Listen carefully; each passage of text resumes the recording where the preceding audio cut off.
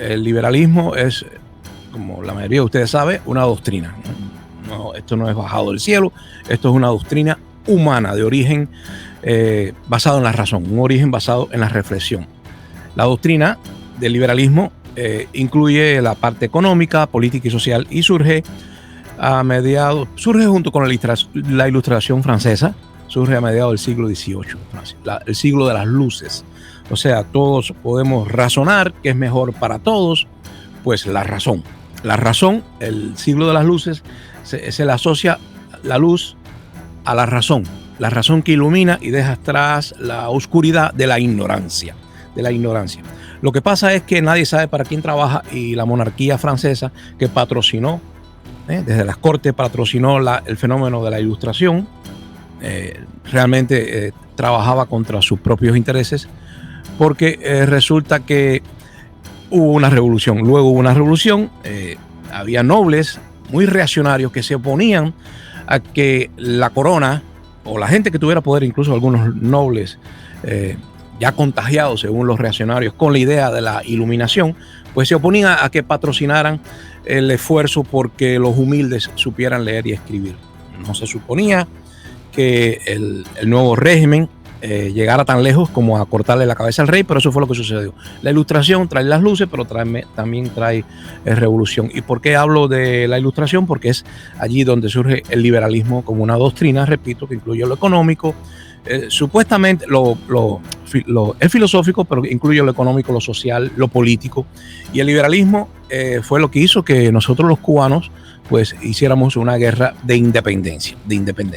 De hecho, uno de los principios básicos del liberalismo es el derecho a pensar, o sea, no ser castigado por expresar lo que tú piensas, y asociarse uno con otras personas para compartir este razonamiento. Isaías Berlín, filósofo que le tocó, que nació en Lituania, vivió en el Imperio Austrohúngaro y finalmente tuvo que irse a Inglaterra, se hizo ciudadano inglés, vino a Estados Unidos, vivió muchos años, tuvo una vida larga y no escribió tantos libros, sino el ansia de ensayos, la gente lo grababa, se reprodujeron sus discursos filosóficos con relación a la libertad. Y él decía que la libertad, sí, desde el punto de vista abstracto, es una cosa perfecta, hija de la Ilustración, de la emancipación y de las luces, pero si tú no tenías dinero, si no tenías un plato de comida, tu libertad se convertía en algo utópico, en algo retórico, pero no real, no conectado con la realidad operativa, o sea, no era funcional.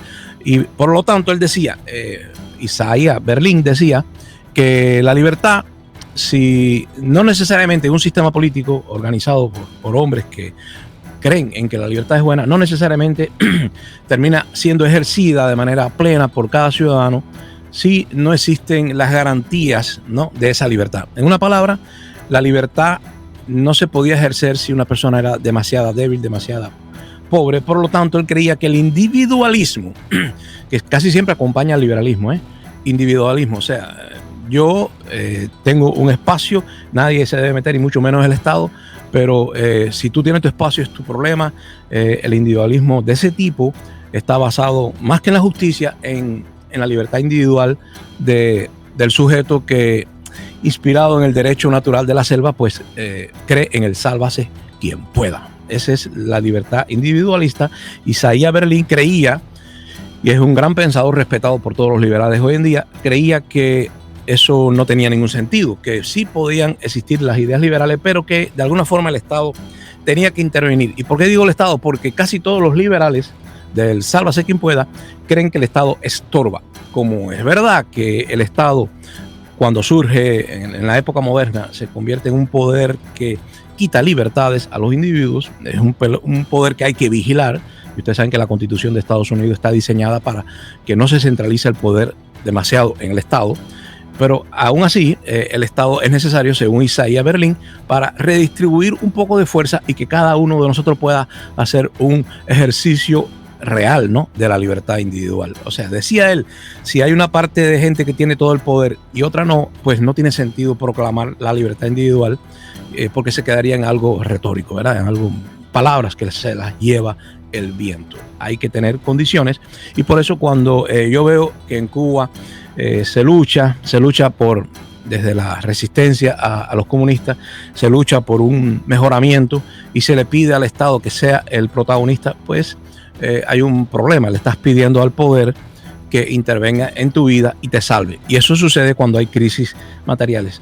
La cuestión es esta: cuando hay una crisis muy grande de la economía, pues la gente a menudo renuncia a los derechos liberales para poder sobrevivir. O sea, la gente prefiere entregar su libertad a cambio, es un trueque, de que el Estado le proteja. En una palabra, y todo el mundo, o no todo el mundo, pero los que se han interesado por la vida personal de Adolfo Hitler, que protagonizó una revolución nazi en Alemania, debido a una crisis económica. Ya ustedes saben, la crisis económica, pues en Francia le picaron la cabeza al rey y a su esposa debido a una crisis que terminó siendo política, la crisis de las cosechas, ¿no?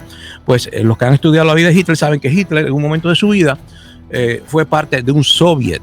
Esto suena exótico, ¿no? Un soviet parece algo soviético, pero no, un soviet es una colectividad que para resolver problemas básicos, para sobrevivir, se convierte en una comunidad comunista, hasta, de manera transitoria, por supuesto, hasta que lleguen mejores tiempos y se pueda ejercer la libertad. Por eso que lo que Isaías Berlin afirmaba de que la libertad, el liberalismo no necesariamente era individualista, no necesariamente era pues el sálvase quien pueda, pues él creía que sí hacía falta un poco de garantías materiales para que la gente pudiera ejercer la libertad. Porque alguna gente cree, y ya termino, alguna gente cree que la situación seria de la energía y los alimentos e incluso los servicios que el Estado da en salud, como están en crisis ahora mismo en Cuba, creen que esto va a traer la libertad del pueblo, que se va a emancipar, que se va a establecer un modelo liberal contrario al mandato autoritario del Partido Único.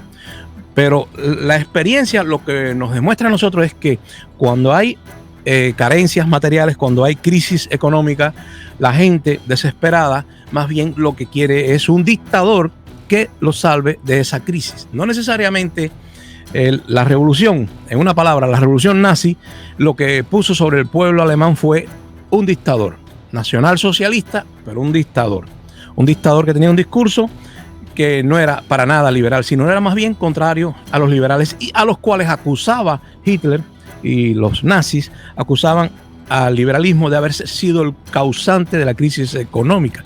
Quiere decir que el pueblo desesperado por cosas materiales hace lo que sospechó Isaías Berlin que harían los que no tienen lo básico para vivir, y es renunciar a su libertad individual, a sus derechos liberales, para que el Estado le alimente o una colectividad le alimente. En una palabra, si hay mucha pobreza en Cuba, se puede hacer más firme todavía el sentido no comunitario, porque Cuba no es un país liberal, sino el sentido colectivista marxista.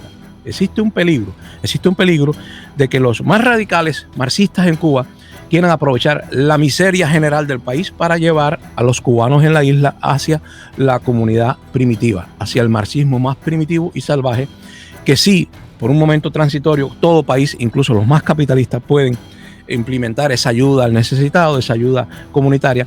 En Cuba tendría características ya más políticas, menos social.